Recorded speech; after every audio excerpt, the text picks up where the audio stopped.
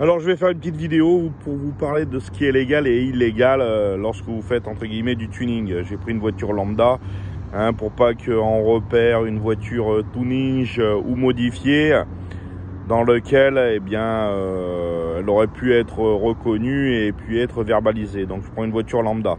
Donc sur une voiture lambda, il y a des choses à savoir et qui est même d'ailleurs hallucinant. Toute modification du véhicule est soumis à verbalisation. Vous ne pouvez rien faire pour modifier le look d'une voiture. Qu'importe si les pièces que vous rajoutez susdit homologuées, reste que cela est interdit. Alors maintenant, ce qui est verbalisable et voire maintenant ce qui est refusé en cas de sinistre lors d'un accident. Après, c'est au bon vouloir des experts, mais de majorité, ça risque d'être refusé par les assurances. Déjà, la première chose qu'ils regardent les experts, ça va être l'état de vos pneus. Que vous ayez un sinistre responsable, non responsable, un petit accrochage, dès lors que vous allez passer à l'expertise, la première chose qu'ils regardent, c'est l'état des pneus. Si vous avez des pneus lisses, usés, sachez que vous ne serez pas remboursé par votre assurance. Je vous le garantis que c'est vrai. Pour un peu que les pneus ne sont pas au bon diamètre ou bien un pneu droit et gauche, pas de la même marque, voilà, encore à la limite pas la même marque devant, derrière, c'est pas un problème.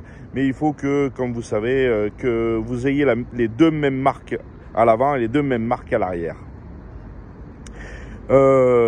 Ça, c'est un refus de paiement par les assurances. Par contre, une chose à savoir, c'est que c'est pas verbalisable.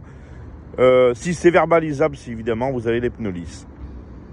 Ensuite, ça, toujours pour parler des roues, tout changement de jante, outre dans le catalogue du constructeur, est interdit. C'est pas la peine de mettre des jantes JR Racing, des jantes Braid, ce que vous voulez. Tout ça, c'est illégal. Voilà. Si vous conservez le diamètre de pneumatique d'origine et le diamètre de la jante d'origine, sachez que changement de jante, c'est une amende. Si le flic, il est chiant. Voilà. Et pire, si vous avez un sinistre, on peut dire, parce que vous avez fait le changement des jantes qui n'est pas suivant le constructeur, ça peut être aussi un refus des assurances. Ça, il faut le savoir, je persiste et signe, parce que j'ai aussi eu le cas. Qu'est-ce qu'il y a d'autre aussi à dire? Alors, fatalement, si vous avez des flancs tendus sur vos jantes, alors si vous avez des flancs tendus sur une jante, c'est pareil, c'est illégal. Alors, on va pas... Il faut que le pneumatique soit à la dimension requise de la jante. Donc, c'est-à-dire, vous pouvez pas monter... d'ordre général, comme je vous dis, vous pouvez pas monter autre chose que le pneumatique conforme au catalogue de la voiture, enfin du constructeur, et pour la voiture évidemment, et vous ne devez pas changer non plus la dimension de la pneumatique. Sauf si par exemple, là en l'occurrence, là j'ai un C3, il est en 14 pouces et que le catalogue du C3 pour ce modèle-là me propose du 16 pouces, tout en respectant la taille de dimension du pneumatique conformément et que la jante évidemment soit au catalogue qui était pour la C3. Si ça n'existe pas, vous n'avez pas le droit. Cherchez pas à monter en haut, en bas, vous n'avez pas le droit. Et même si ça passe au contrôle technique, en cas de sinistre, on peut vous dire, non, on ne vous paye pas, ça c'est vraiment emmerdant. C'est potentiellement une verbalisation. Donc le flanc tendu, lui aussi est illégal et c'est une amende à 90. Alors, par pneu, évidemment. Par roue ou par pneu, voire potentiellement une immobilisation du véhicule. Bon, on va pas parler du pot d'échappement, qu'il soit homologué, pas homologué, pour un peu qu'il soit sport. En plus de ça, actuellement, avec les radars sonores, là, qui vous font il y a des radars actuellement. Bon, je crois que c'est juste en essai, que c'est pas encore officiel. Le radar vous prend vos décibels et si vous avez un excès de décibels, ben c'est pareil, c'est une verbalisation. Et voire même, on peut vous dire que le pot que vous avez mis n'est pas conforme et c'est une amende à 90, voire immobilisation du véhicule dans le pire des cas. Qu'est-ce qu'il y avait d'autre à dire? Oui, tout ce qui est béquet, supplémentaire, etc. Pareil, c'est illégal. Bon, tout ça, vous le savez. Ça peut être aussi potentiellement un refus d'assurance.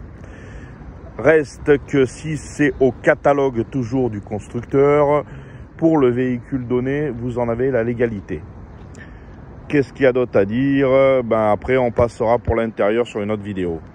Ah oui, autre chose, la plaque d'immatriculation. Alors concernant la plaque d'immatriculation, les choses à savoir, c'est que paradoxalement, toute modification est interdite. Si vous voulez changer la couleur, outre si le véhicule est en collection, là je crois que vous pouvez de couleur noire. Par contre, si vous voulez mettre une plaque d'immatriculation modifiée, ben évidemment ça c'est illégal. Par contre, une chose à savoir, qu'on fait souvent l'erreur, vous savez, vous avez un côté le pays, l'autre donc le chiffre, et ensuite sur les nouveaux comment on appelle ça, sur les nouvelles immatriculations évidemment, enfin nouvelles, maintenant ça commence à dater, et ensuite vous avez le département. C'est pas la peine de prendre un autocollant d'un autre département, de le mettre dessus, hein, pour cacher par exemple le département 13 et que vous êtes dans le 75, changez la plaque d'immatriculation totale. Le fait de mettre un autocollant sur la plaque d'immatriculation, c'est devenu illégal. Vous n'avez pas le droit à ça. Voilà, et c'est une verbalisation. Alors, je ne sais plus combien elle est, je crois qu'elle est 135 €.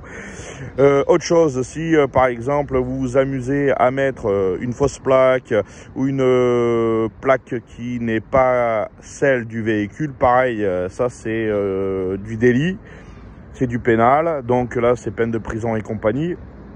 Si à la limite, je devrais pas vous le dire, hein, vous voulez faire le zouzou avec la voiture, ben mettez pas de plaque du tout. Hein, ça coûte que 135 € d'amende le fait de ne pas avoir de plaque. Je ne devrais pas vous le dire, mais c'est un fait.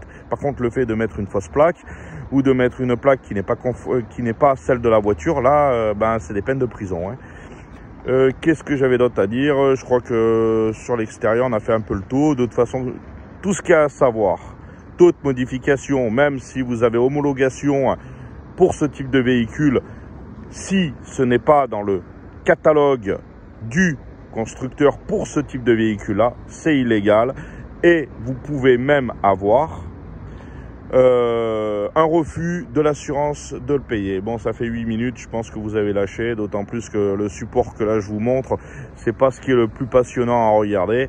Donc voilà, mais bon, j'ai pris plutôt une voiture lambda.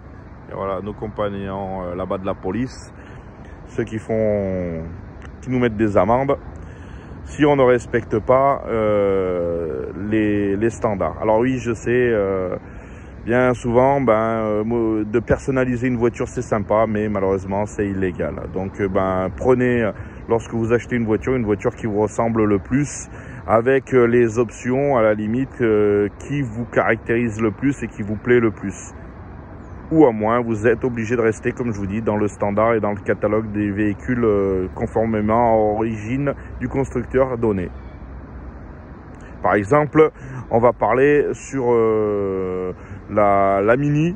Voilà, vous avez une Mini standard et vous voulez lui donner un look Cooper Works.